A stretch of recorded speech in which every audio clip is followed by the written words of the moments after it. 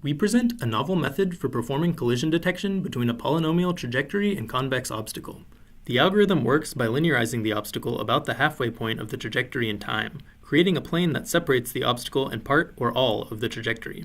By computing the critical points of the distance of the trajectory from the plane, we can find any segments of the trajectory that are not guaranteed to lie on the opposite side of the plane from the obstacle, and check these segments for collisions in the same manner. Because this process typically requires very little computation, collision-free trajectories can be found quickly by generating many candidate trajectories, eliminating those that collide with the obstacle, and then choosing the best of the collision-free candidates. In this example, the vehicle evaluates over 14,000 candidate trajectories in 15 milliseconds.